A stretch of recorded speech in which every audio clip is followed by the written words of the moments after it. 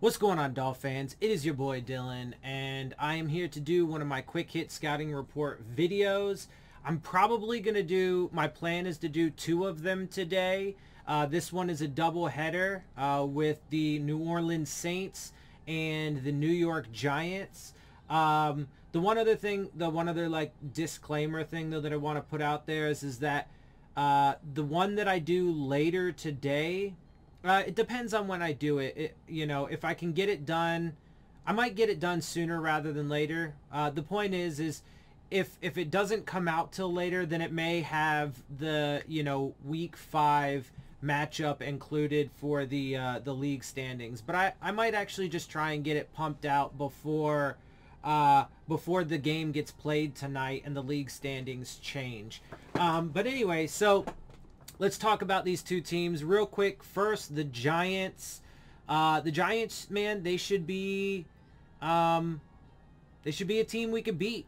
You know, I have my, you know, cautions and my reservations, of course, because of how bad the Dolphins are playing and the multitude of issues that we have. But it is definitely a game that we should be able to win against a team that's not particularly all that great and has vulnerabilities. The Saints, right now in the early part of the season, it kind of seems like it just depends on if you catch them on a good day or a bad day. There seems to be a little bit of that and whether or not they actually perform on Sunday.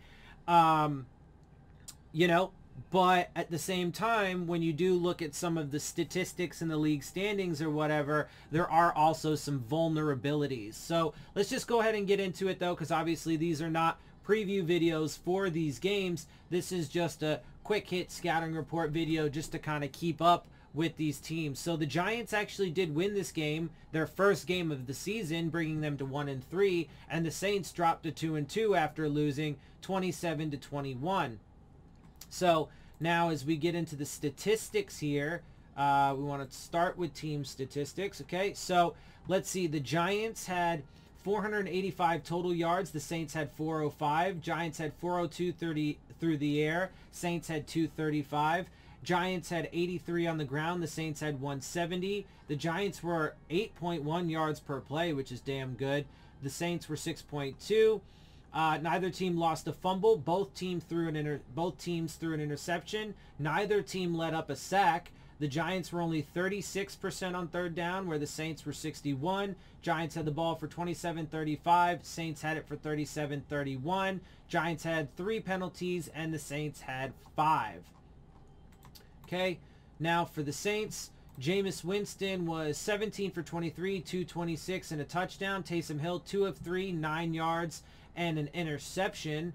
Alvin Kamara was 26 rushes, 120 yards, and a 4.6. Taysom Hill, 6 for 28, 2 touchdowns, and a 4.7.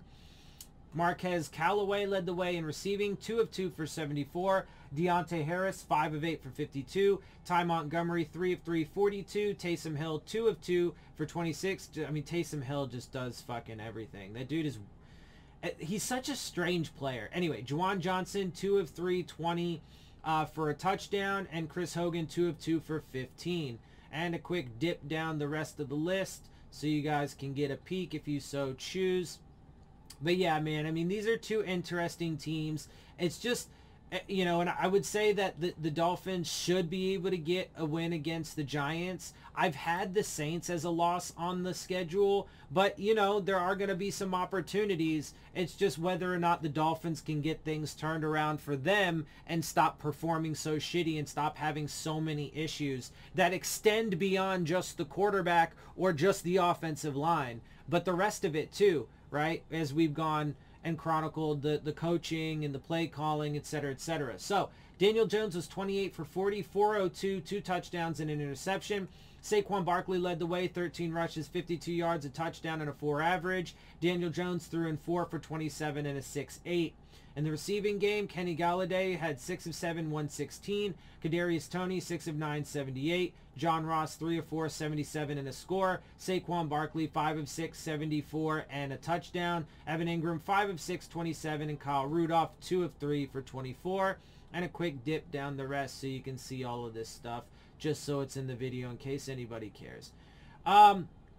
All right, and with that though, we are going to swap over to the league standings portion of this video so we can take a look. And this is part of what I'm talking about when I say, like, the Saints, you know, there's definitely opportunities. I mean, both of these teams, you know, like I said. So anyway, let's just get straight into it. The Saints are 28th in yards, in total yards, with 1,107 and 276.8 per game. The Giants are 14th with 1,536 on the season and 384 per game. The Saints are 31st in passing with 625 total, 156.3 per game. The Giants are 7th with 1,184 on the season and 296 per game. The Saints are 7th in rushing with 531 total, 132.8 per game. Whereas the Giants are 21st with 406 total, 101.5 per game. Let's see, points. The Saints are 18th on the list, but with ties included, they're actually 14th overall because there are a couple points on the list where there are a few teams that are tied up. They have a total of 94 points with 23.5 per game. The Giants are currently 23rd on the list, but with ties included, they are 16th. With 83 total and 20.8 per game. Defensively, the Saints are giving up 349.3 yards per game, which is 11th. The Giants are giving up 382, which is 22nd. Passing yards, Saints are giving up 294.5, which is 25th. The Giants are giving up 269.5, which is 19th.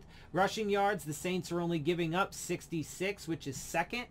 The Giants are giving up 122.8, which is 20th. Points per game, I forgot to put in the with ties for the Giants. That's my bad, so oops. But they're 5th in the league with 17.3, so they're probably, oh, no, you know what? Actually, I'm sorry. I think that's because the top 5 teams all had their own positions. I don't think there were any ties within the top 5, and that's why I didn't do it. Anyway, whatever. So they are 5th with 17.3. The Giants, on the other hand, have 23.8, are giving up 23.8 points per game, which is 15th, but with ties included, they're 14th. Takeaways, the Saints have 8, which is 5th. Ties included gives them 4th. The Giants have 4, which is 18th, but with ties included, they're 8th. Interceptions, the Saints have 7, which is 3rd, or second with ties. The Giants have 2, which is 23rd, 6th with ties. What's going on here?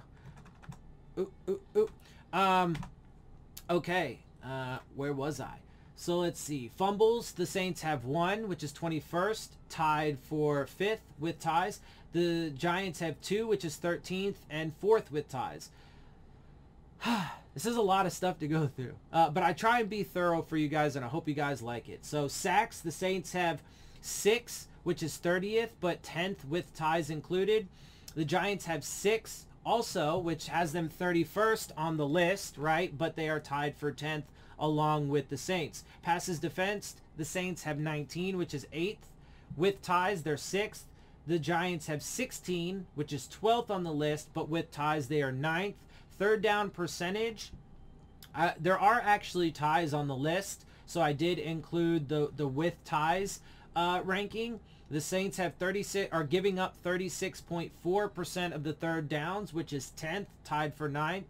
44.4% for the Giants, which is 24th, 22nd with ties included. And then, of course, as always, here's just a quick look at where the Dolphins offense and the Dolphins defense stands with ties included for applicable league standings. All right, and with that, that concludes this doubleheader quick hit scouting report for these two teams. And with that, I hope you guys appreciate my perspective. If you do, make sure you hit the subscribe button, make sure you hit the like button, make sure you hit the bell if you want to get the alerts. Share my channel and videos with your friends and family. Leave your questions, comments, and concerns down in the comments section. And of course, as always, follow me on Twitter at DillonTartaro. And with that, I am out. I'll see y'all soon. Fins up.